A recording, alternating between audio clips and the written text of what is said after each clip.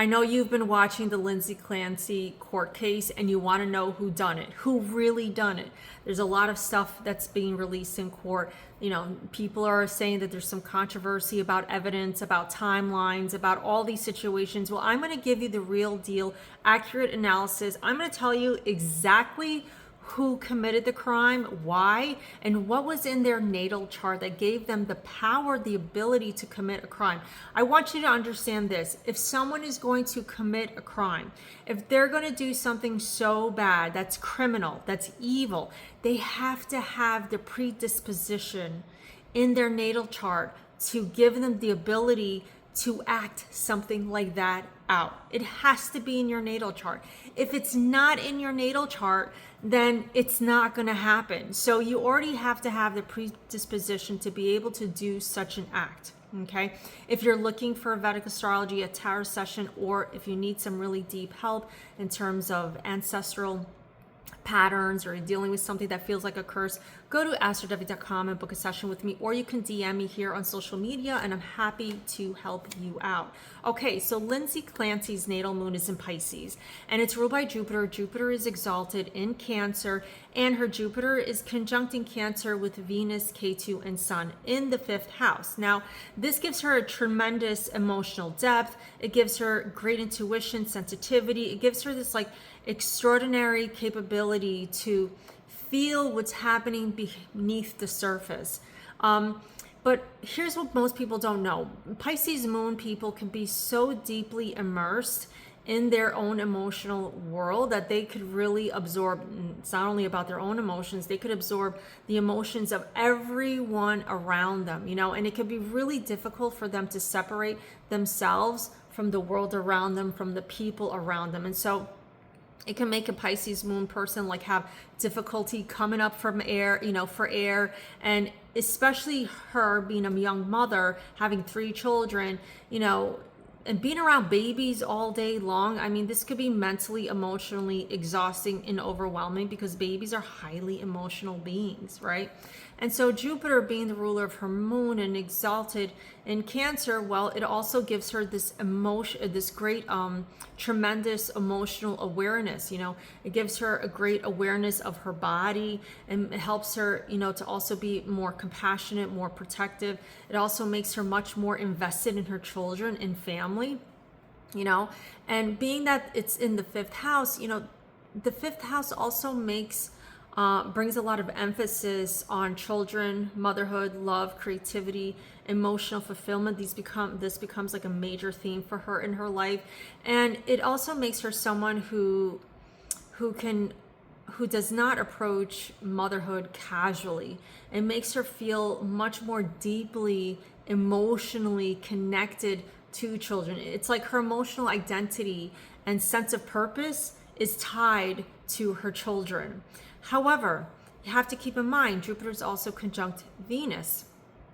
And here, Venus is the ruler of her 3rd and 8th house. Now, in Bhavam, 3rd house is 8 houses away from the 8th house. So, it's also like another death house. And here, the 8th house rulership, being Venus ruling both these houses, adds a lot of complexity to the otherwise, protective Jupiter. So it could bring a lot of, profound emotional transformations, breakdowns, with respect to her love for children, intimacy, family circumstances, her relationship with her children and the people she loves become a catalyst for major psychological transformations or major psychological breakdowns. Okay. So let's also look. Jupiter is also conjunct Ketu here. Ketu tends to separate, detach, spiritualize, create circumstances where we can't maintain the level of attachment that we would naturally prefer and want to have, because Ketu always has that ability to kind of cut things like a knife. And so because this is happening in her 5th house, it creates an unusual, complicated relationship with her children, with motherhood, with romance, and also with the expression of personal joy, because 5th house is our expression of this area of our life. It also tells me that it creates periods of emotional distance, circumstances that force detachment, where she's making also sacrifices for children, or she feels like motherhood isn't exactly taking shape or unfolding in the way that she would have imagined that it would, you know what I mean? And there could also be some really profound spiritual lessons around learning to be a mom, around having children, around what it means, to have this experience. We also got to keep in mind here that Sun is in Cancer and Ashlesha, and it's conjunct K2. So the Sun represents our identity, our ego, our autonomy, our confidence, leadership, our purpose. It also gives us the ability to kind of like direct our own life, depending on how strong or weak our Sun is.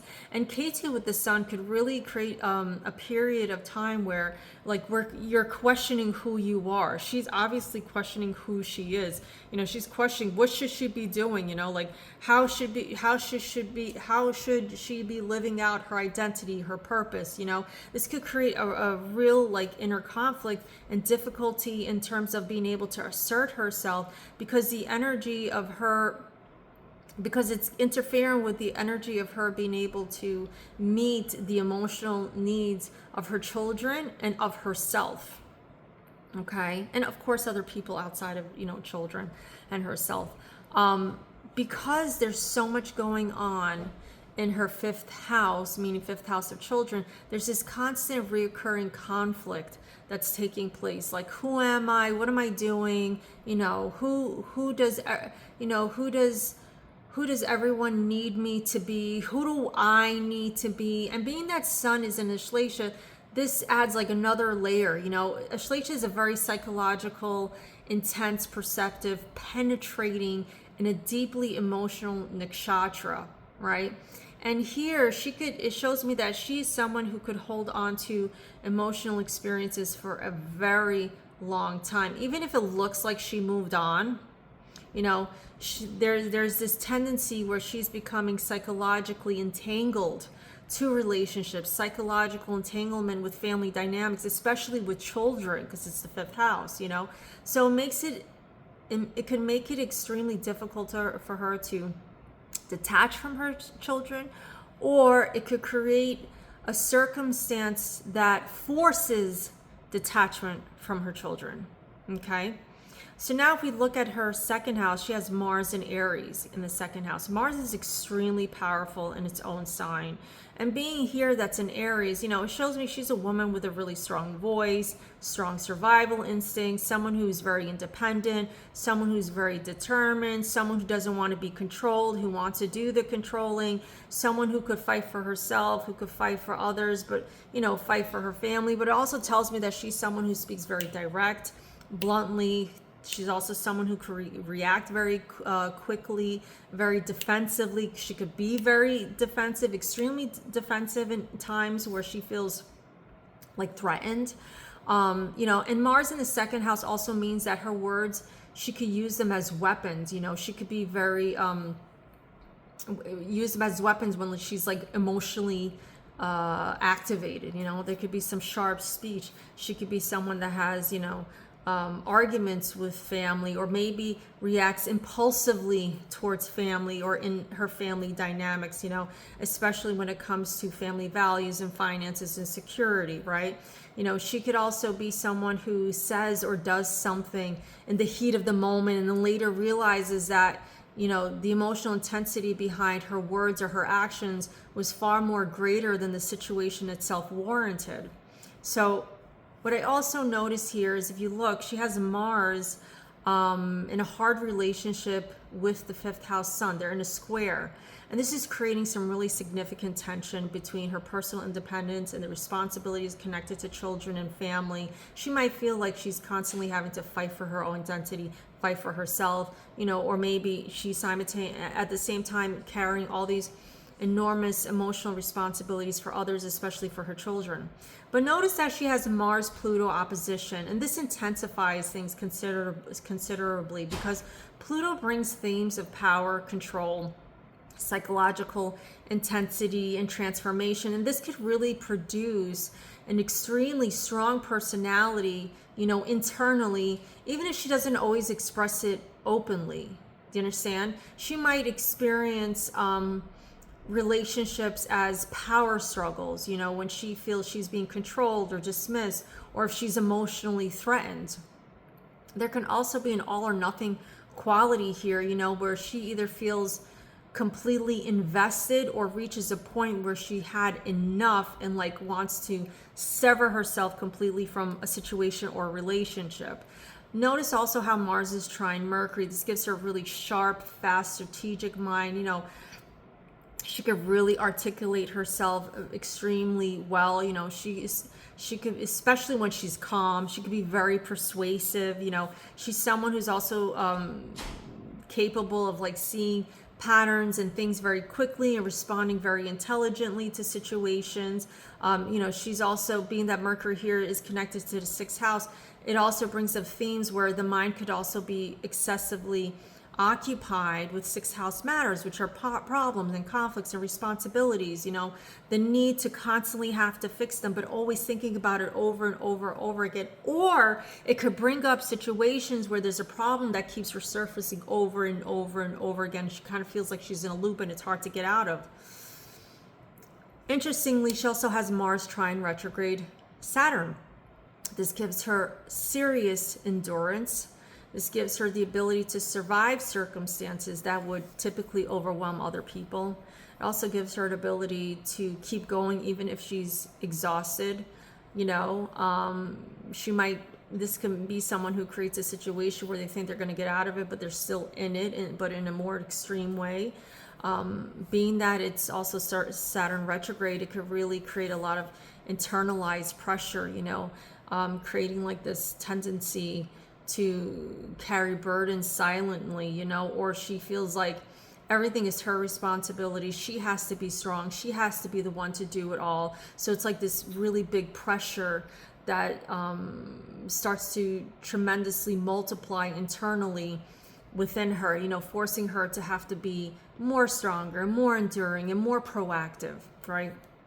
So notice here, I just want to sum something up before we get into the next part of this video. Notice that her moon is in Pisces. She's going to feel everything. Her exalted Jupiter magnifies all the feelings.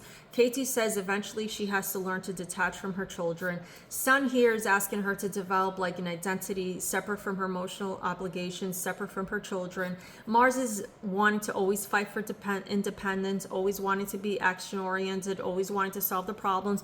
Pluto is intensifying the power struggles, especially the ones that she's feeling internally. And Saturn is telling her endure, persevere, keep going.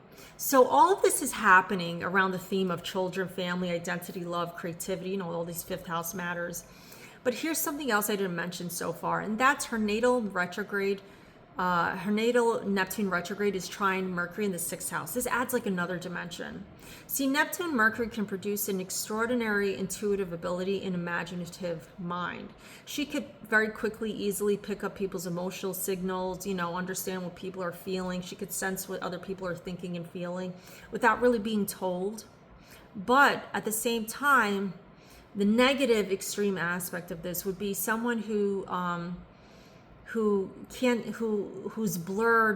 has blurred boundaries between intuition and fear, imagination and reality. So, here, because Mercury is connected to the 6th house, she could be someone who's mentally consumed by problems. She might not be able to analyze, she might not see situations for what they are, or she'll make them worse than what they really are. She might analyze situations repeatedly, replay conversations repeatedly, anticipate what's going to go wrong repeatedly. She could be, wanting to take on all this responsibility because she thinks it's her responsibility, but then she could also create these very theatrical situations in her mind. Interestingly, so Neptune here, because Mercury's are thinking the way we think, Neptune can make things much more complicated and could blur the lines and can make her think more imaginatively, distorting what's happening in reality, what's realistically going on. So far I was able to determine that this is ultimately the chart of someone who's extremely sensitive, combined with extreme power issues, okay? So she's not a woman who's weak by no means. It's quite the opposite. She's someone who has like some powerful capacity and capability to do things that most normal people would not do, which would include like harming herself or harming other people like her children, okay? So I want to touch on something. Because she has Mars and Aries, you know, this suggests to me she's someone who's going to act impulsively. You know, with a trine to Mercury, it means that she's someone who's highly strategic, organized in the way she's thinking, you know, and it also makes me feel like she's, you know, and also because her Mars is opposite Pluto, it makes her someone who's capable of committing a crime, because Pluto is crime and underground stuff, you know, the things that we normally wouldn't do in extreme circumstances. Wouldn't do, but would do in extreme circumstances. And Mars is trine to her Saturn retrograde, which gives her the ability to follow through with something once she's motivated enough to do it. Now, here's the thing: the transits on the day of the day her children were murdered, and she got hospitalized because she got hurt or somehow was thrown on a roof, or I forget how and what happened. But the day of, she just entered the first phase of Sati Sati, okay, which is when Saturn enters the 12th house of the moon, you know, and then that first phase of Sati Sati will bring like a heaviness to the moon, a sense of like burdens, having to deal with these heavy burdens. And then Jupiter that day was conjunct her moon, and that was expanding her emotional self, expanding her responsibility, expanding the sense of these burdens. And interestingly, Rahu and Uranus were conjunct her Mars, squared her natal Saturn in the 5th house, trine her natal Mercury in the 6th house, opposite her natal Pluto in the 8th house, trine her natal Saturn retrograde in the 10th house. In order to murder someone, you have to be capable of it, okay? She already had the mental, emotional health issues. She was already dealing with inner power struggles and impulsiveness, okay? And to prove my point, transit Mars on the day of this event, okay, the day of the murder of her children, because people are wondering, did she actually do it or not? Well, Mars was in her 3rd house in Taurus. 3rd house is hands. Mars rules weapons and blood and sharp objects, okay? She was using her hands as a weapon that day. Guess where the depositor Venus is in her natal chart? The 5th house of children. Who did she strangle? Her children. That's who. So who done it? She done it. She done it. For those of you that thought Patrick Clancy did it, I'm going to be honest with you, he's a complete pussycat in comparison to Lindsay. He lacked the balls and he lacked the transit to be able to pull anything like that off. I'm being absolutely honest with you. Because I was curious too, like, did he have the capability? But he did not have the capability, the foresight, the strategy that she had. I mean, she is very quick in her mind to orchestrate this very, very quickly. Here's what's more. Transit moon was in the 12th house conjunct Saturn, Venus, and Neptune. So on that day of, she was also under some kind of medication. Okay, she was also under illusions, not thinking clearly, feeling depressed and down and out. But 12th house, you guys, has to do with confinement, end of life, not defending yourself. You know what I mean?